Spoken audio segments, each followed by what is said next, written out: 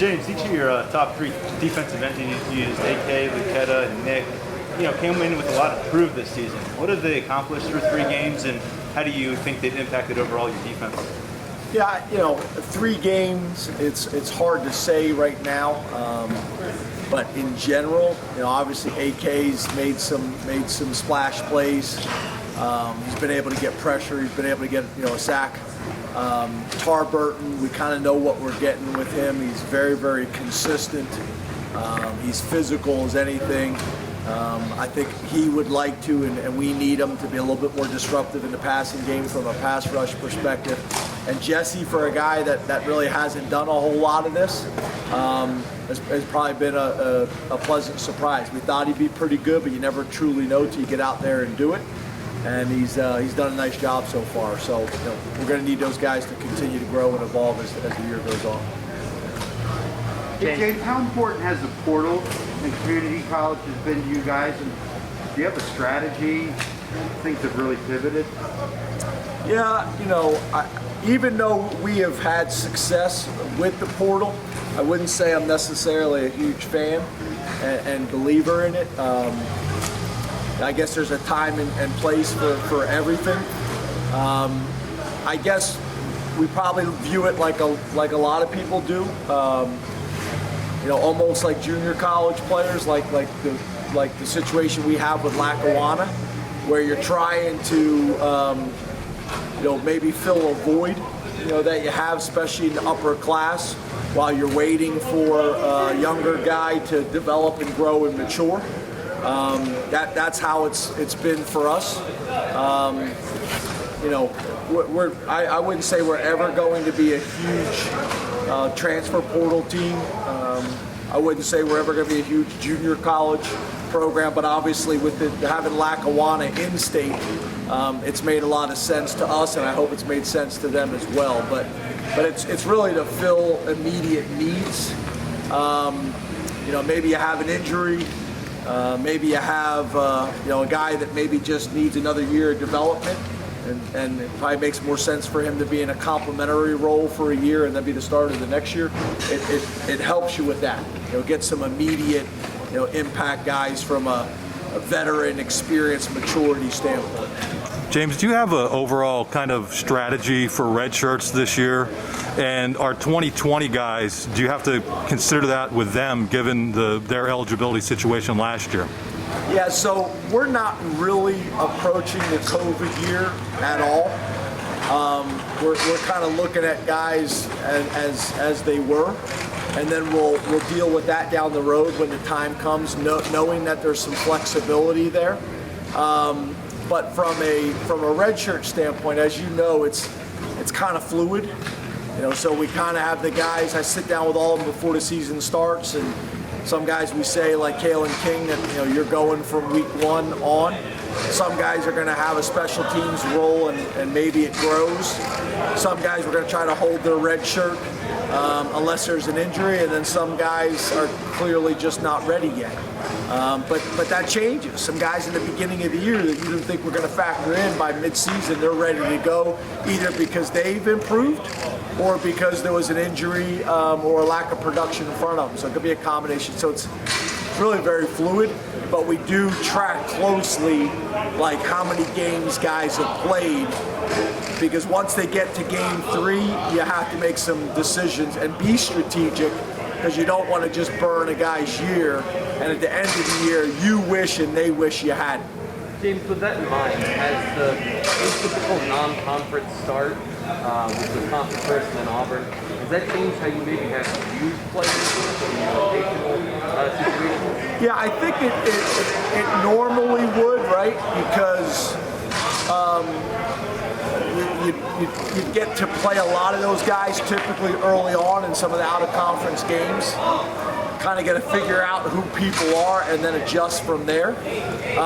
But I don't know if on the road at Wisconsin is the place to figure that out.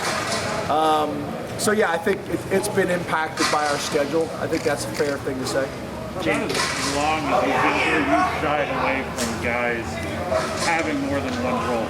You've had multiple kickers. You haven't really played guys on both sides of the ball, but now Jordan's kicking everything. Jesse's playing two positions. Marquise is on two sides of the ball. You talk about why that's the case, but is there sort of a philosophy change in the openness, especially since you've had guys that have been willing to do that? No, I think a couple things. I don't think the philosophy has changed. I think you would prefer to have guys specialize. You'd prefer to have a punter. You'd prefer to have a field goal guy. You'd prefer to have a kickoff guy. Maybe a field goal and a kickoff guy, or two of those jobs. But you prefer to have guys specializing. So combination of need and skill set. So we have need. Obviously, losing Adisa changed things. I don't know if we'd be doing that. But losing Adisa changed some things. But we also have some guys that have the skill set to pull it off. I think it's the same thing with Marquise.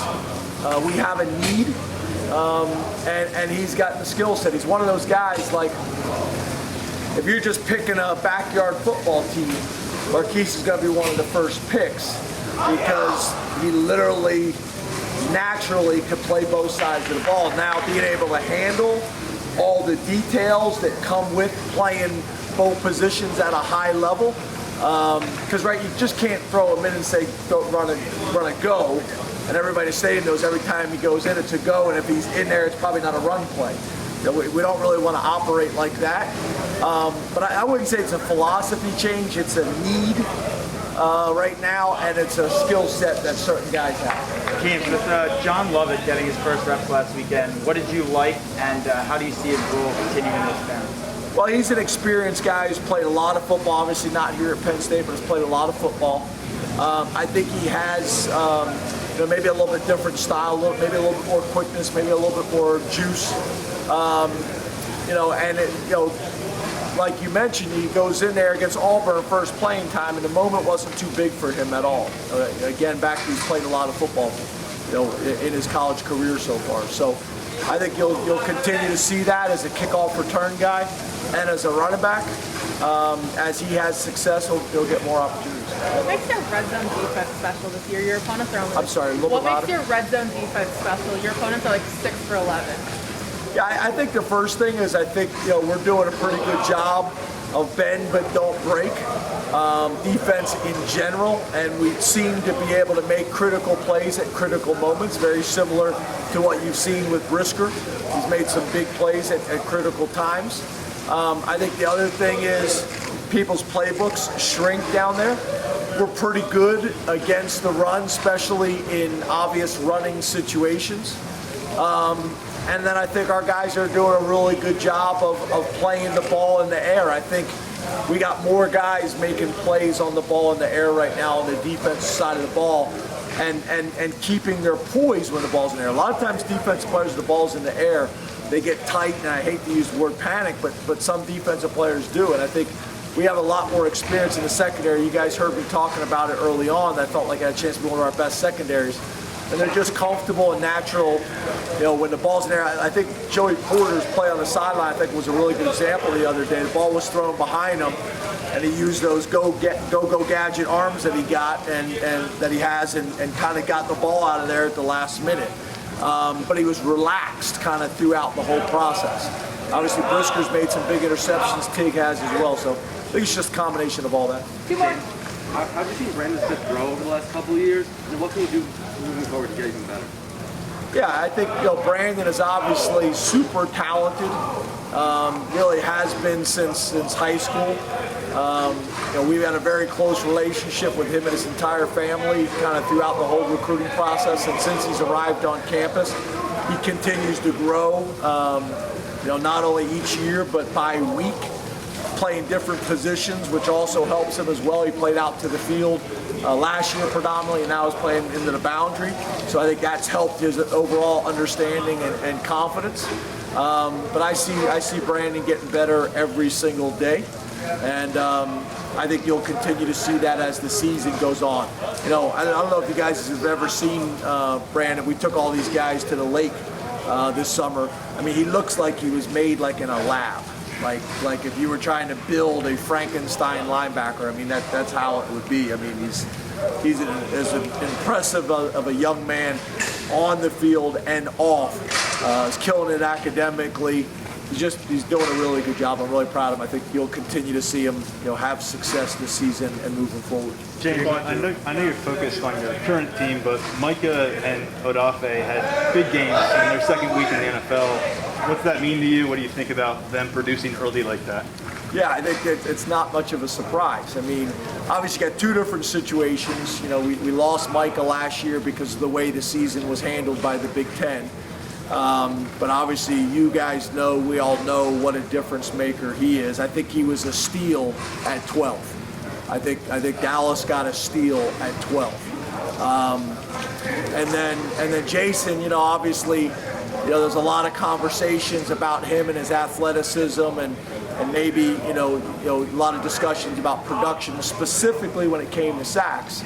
But everybody that I could talk to and have interactions with about Jason and what I thought his future was like, I was pounding the table for him. So there's nobody in our building that is surprised by the success that either one of them are having.